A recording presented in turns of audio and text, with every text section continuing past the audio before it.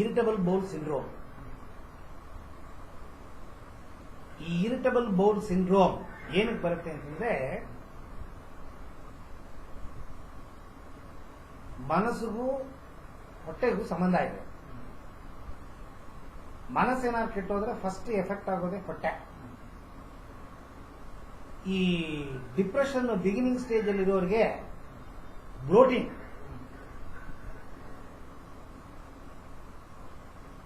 Acidity, ವಿಪರೀತ ಗಾಳಿ ಸೇರುತ್ತೆ. ಆ ಗಾಳಿ ಹಾಕ್ಲಿಕ್ಕೆ ಆಗತ್ತೆ ಅಥವಾ ನಿಮ್ಮ ಆನಸ್ ಪಾಯಿಂಟ್ ಇಂದ ಬರುತ್ತೆ, ಶಬ್ದವಾಗಿ ಬರುತ್ತೆ, ಮೃದಂಗ ಬಾರಿಸ್ದಂಗಿರುತ್ತೆ ಸೌಂಡು. ಅಕ್ಕಪಕ್ಕದಲ್ಲಿ ಯಾರು ನಿಂತ್ಕೊಳ್ಳೋಕ್ಕಾಗಲ್ಲ. ಏನು ನಮ್ಮ ಮನೆಯವರಾದ್ರೆ ತಿಳ್ಕೊತಾರೆ. ಎಲ್ಲೋ ಪಬ್ಲಿಕ್ ಜಾಗದಲ್ಲಿ ಆಫೀಸಲ್ಲಿ ಅಲ್ಲಿ ಇದ್ದಾಗ ಇದರ next stage irritable bowl syndrome. ಈ ಗಾಳಿ ಹೆಚ್ಚು ಕಮ್ಮಿ ಆಗೋದನ್ನ ತಡೆಗಟ್ಟಕ್ಕೆ ನಿಮಗೆ ಗೊತ್ತಾಗ್ಲಿಲ್ಲ, ಬಿಟ್ಬಿಟ್ರಿ ಅಂದ್ರೆ ಆಹಾರ ಏನ್ ಸೇವನೆ ಮಾಡ್ತೀರೋ ಸೇವನೆ ಮಾಡಿದ ನೆಕ್ಸ್ಟ್ ಮೂವ್ಮೆಂಟ್ ಕ್ಷಣ ಹಿಂದಿದ್ದೆಲ್ಲ ಹೊರ ಹೋಗ್ಬೋದು.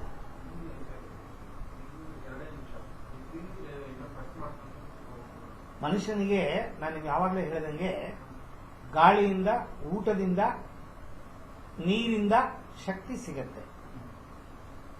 ನೀರು ಗಾಳಿ ಒಂದು ಲೆವೆಲ್ಗೆ ಕೊಡುತ್ತೆ, ಆದ್ರೆ ಫುಡ್ ಇಂದ ಸಿಗೋ ಎನರ್ಜಿನೇ ಇದೆರಡು ಕೊಡಲ್ಲ. ಯಾವಾಗ ಫುಡ್ ಎನರ್ಜಿನೇ ನಿಮಗಿರಲ್ಲ, ಡಿಪ್ರೆಷನ್ ಸ್ಟಾಪ್ ಮಾಡಕ್ಕೆ ಟ್ಯಾಕ್ಟಿಕ್ಸ್ ಗೊತ್ತಿಲ್ಲ, ಅದು ವಿಪರೀತವಾಗಿ ಪ್ಯಾನಿಕ್ ಅಟ್ಯಾಕ್ ಆಗ್ತಾ ಇರುತ್ತೆ. ಆವಾಗ ಅರ್ಧ ಗಂಟೆ, ಮುಕ್ಕಾಲು ಗಂಟೆ, 1 ಗಂಟೆ ಒಂದ್ಸತಿ ಪ್ಯಾನಿಕ್ ಅಟ್ಯಾಕ್ ಆಗುತ್ತೆ. ಪ್ಯಾನಿಕ್ ಅಟ್ಯಾಕ್ ಆದಾಗ ವಿಪರೀತ ಎನರ್ಜಿನ ಕನ್ಸ್ಯೂಮ್ ಮಾಡುತ್ತೆ, ಎನರ್ಜಿ ಎಲ್ಲ ಹೊರಟೋಗುತ್ತೆ. ಮೂಗಿಂದ ಏನ್ ಬ್ರೀತಿಂಗ್ ಇಂದ ಗಾಳಿ ತಗೊಂಡಿರ್ತೀವಿ, ಆ ಗಾಳಿಯಿಂದ ಬರೋ ಎನರ್ಜಿ ಪೂರ್ತಿ ಅದು ಕನ್ಸ್ಯೂಮ್ ಮಾಡಿ ಅದಕ್ಕೆ ಬೇರೆ ಎನರ್ಜಿನ, ದೇಹದಿಂದ ಎನರ್ಜಿನ ತಗೊಂಡಿರ್ತದೆ ಬ್ರೈನು. ಏನಿದೆ ಎನರ್ಜಿ, ಅದಕ್ಕೆ ಸುಸ್ತು. ನೀವು ಆಹಾರ ತಗೊಳಕಾಗಲ್ಲ, ತಗೊಂಡ್ರೆ ಇದ್ರೆ ಇರಿಟಬಲ್ ಬೌಲ್ ಸಿಂಡ್ರೋಮ್ ಇಮಿಡಿಯೇಟ್ ಆಗಿ ಹೊರ ಬಂದ್ಬಿಡುತ್ತೆ. ಇರಿಟಬಲ್ ಬೌಲ್ ಸಿಂಡ್ರೋಮ್ ಇರೋರು ಗೋಧಿ ಸಂಬಂಧಪಟ್ಟಿದ್ದ ಪದಾರ್ಥಗಳನ್ನು ತಗೋಬಾರ್ದು. ಗೋಧಿ, ರವೆ, ಉಪ್ಪಿಟ್ಟು ಮಾಡ್ತೀವಿ, ಉಪ್ಪಿಟ್ಟು ತಗೋಬಾರ್ದು. ಮತ್ತೆ ಗೆಡ್ಡೆ ಗೆಣಸುಗಳು ತಿನ್ನಬಾರ್ದು.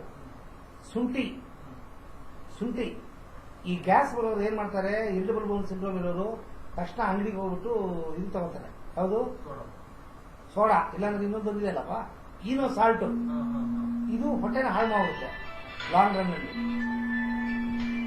ಚೆನ್ನಾಗಿ ನೀರು ಕುಡಿಬೇಕು, ಲಿಕ್ವಿಡ್ ಪದಾರ್ಥಗಳನ್ನ ತಗೋಬೇಕು.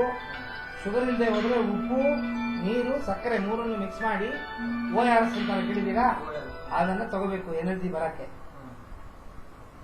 ಯಾಕೆಂದ್ರೆ ನೀರಿನಾಂಶ ಎಲ್ಲ ಹೊಟ್ಟೋಯ್ತು ಅಂದ್ರೆ ಊಟ ಪ್ಲಸ್ ನೀರಿನಾಂಶ ಎರಡು ಹೊಟ್ಟೋಗುತ್ತೆ ನಿಮಗೆ. ಆ ತರ ತಗೊಳ್ಳಿ, ಅದು ತಗೋಬಹುದು. ಈ ಫೈಬರ್ ಬೇಸ್ಡ್ ಪ್ರಾಡಕ್ಟ್ಸ್ ಯಾವುದು ತಿನ್ನಬೇಡಿ.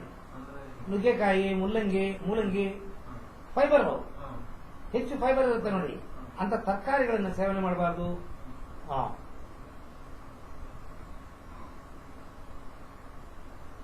ಸೊ ಫೈಬರ್ ಬೇಸ್ಡ್ ತಗೋಬೇಡಿ, ಅದು ಇನ್ನೂ ಮೋಷನ್ ಹೆಚ್ಚು ಕಮ್ಮಿ ಮಾಡಿಬಿಡುತ್ತೆ. ಕಾಫಿ ಟೀ ನಿಲ್ಲಿಸ್ಬಿಡಿ ಸ್ವಲ್ಪ ದಿವಸ. ಆದರೆ ಸ್ಟ್ರೆಸ್ಸಿಗೆ ಕಾಫಿ ಟೀ ಒಂದು ಬಗೆಯಲ್ಲಿ ಒಳ್ಳೇದು. ಆದರೆ ಈ ತರ ಲೂಸ್ ಮೋಷನ್ ಆದಾಗ ನೀವು ಕಾಫಿ ಟೀ ಸೇವನೆ ಮಾಡಬೇಡಿ, ನಿಲ್ಲಿಸ್ಬಿಡಿ. ಹಾಲು ಕುಡಿಬಾರ್ದು. ಹಾಲಿಗೆ ಸಂಬಂಧಪಟ್ಟಿದ್ದು ಯಾವುದೇ ಪದಾರ್ಥಗಳನ್ನು ಡಿಪ್ರೆಷನ್ ಇರೋ ತಗೋಬಾರ್ದು. ಮಜ್ಜಿಗೆ ತಗೋಬಹುದು, ಹಾಲು ತಗೋಬಾರ್ದು.